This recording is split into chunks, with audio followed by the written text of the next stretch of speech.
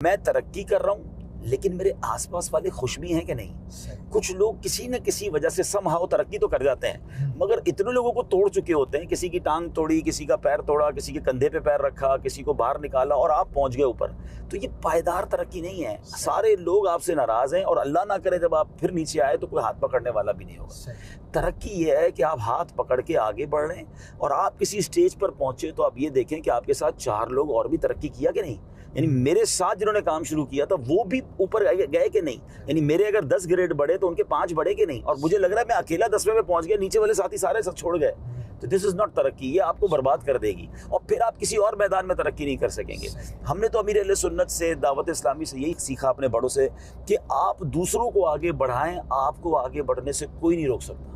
और यही फार्मूला अगर कंपनीज में हो जाए, यही फार्मूला फैमिली में हो जाए, वालिद बाज़ औक़ात बच्चों को इनकरेज नहीं कर रहे होते, भाई भाई को इनकरेज नहीं कर रहा होता, वो चाह रहा होता है मैं ही तरक्की कर जाऊं, वो तरक्की नहीं होती है। जब पूरी फैमिली ग्रो करती है ना तो आप देखिए सब खुशहाल हो जाते हैं और सबको बरकतें मिलती हैं। मैंने तो यहाँ तक देखा असद भाई, और अल्हम्दुलिल्लाह हमारा भी अंदाज़ है बिजनेस में, हमने अपने वालिद साहब से सीखा था कि अपने एम्प्लॉयज़ को भी तरक्की दो। अच्छा, यानी अपने एम्प्लॉयज़ की तरक्की में, उनकी सैलरी में, उनकी कमाई में तकलीफ नहीं होनी चाहिए। अगर वो किसी जगह पर कोई अच्छा कर रहा है, अगर मिसाल के तौर पे कोई हमारे पास जॉब कर रहा है और उसको अच्छी ऑफर आ गई, उसको जाने दें। वो चाहता है मैं अपना बिजनेस करूं, उसको थोड़ा और सपोर्ट खुशी से जाने दें। उसको वो ना कहें कि हम तुम कैसे जा रहे हो। अच्छा, फिर अगर पॉसिबल है तो अपनी कंपनी में अपने कुछ अच्छे एम्प्लॉयज़ को पार्टनर बना लें। तो अब देखिए मैंने एक चीज़ सीखी है और दिल चाहिए। हाँ, मैं अल्हम्दुलिल्लाह हमारी ट्रैवल में ऐसा हम करते हैं। मैं इसकी वजह बताता हूँ। देखिए 2 चीज़ें होती हैं, एम्प्लॉय होता है, पार्टनर होता है। जब एम्प्लॉय को ये पता चल गया ना कि इस कंपनी की तरक्की में मेरा भी भला है, तो अब आप सोए हुए होंगे, वो काम कर रहा होगा, वो आपको जगा के रखेगा, वो जगा के ये हो रहा है और ये करें। अच्छा, उससे फायदा क्या होगा, जैसे हम जैसे लोग हैं, मुझे कई लोग मिलते हैं, चले ये एक फार्मूला काम आएगा कि जो लोग चाहते हैं कि अपने कमाए हुए पैसे से एंजॉय करें, अपने बिजनेस तो है लेकिन वो चाहते हैं ट्रैवल भी करें, लेकिन वो ट्रैवल नहीं कर पाते, वो फैमिली को टाइम नहीं लेगा, तो कहते हैं हमें बैठना पड़ता है बिजनेस पे। तो उसकी वजह ये होती है कि उनको बाज़ लोगों को अपने एम्प्लॉयज़ पे भरोसा नहीं होता, और जब अपने एम्प्लॉयज़ पे भरोसा नहीं तो उनको हर वक्त खुद प्रेजेंस, वो समझते हैं शटर भी मैं खोलूं और बंद भी मैं करूं। तो मुझे एक बात बताएं, फिर आपने जो पैसे कमाए उसको एंजॉय कब करेंगे? आप ट्रैवल कब करेंगे? मक्के मदीने कब जाएंगे? तो ट्रैवल ही नहीं करते। तो मेरे साथ कई बिजनेसमैन बैठे, मैंने उनको समझाया, मैंने कहा अच्छे एम्प्लॉयज़ रखें, अच्छा इंसेंटिव दें, उन पे भरोसा करें। 100 की जगह हो सकता है आप 70 कमाएंगे, मगर वो 30 आपने नहीं कमाए ना, उस 30 रुपए में आपने अपनी ज़िंदगी ले ली अपने हाथ में। अब आप एंजॉय करें, अब आप फ़ोन पर हैं, अब आप व्हाट्सएप पर हैं और सारी दुनिया ट्रैवल करें, बिजनेस आपके लोग करेंगे।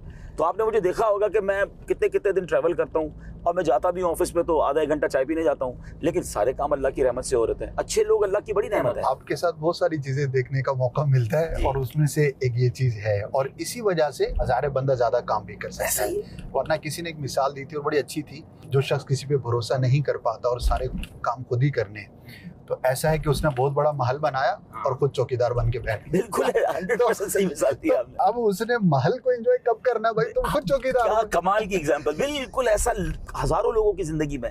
मैं नाम नहीं लेता शहर का वरना लोग पहचान जाएंगे। हमारे एक दोस्त हैं, उनका जनरल स्टोर है। अच्छा, असद भाई माशाल्लाह करोड़पति है, और मैं जब भी जाऊँ ना रात को 2-3 बजे भी, तो उनके जनरल स्टोर पर बैठे हूँ। अच्छा, मुझे बुलाते ही रात को 2 बजे थे कि आप हज़रत कभी आए ना चाहे, तो मैं कहा घर कब जाते हो?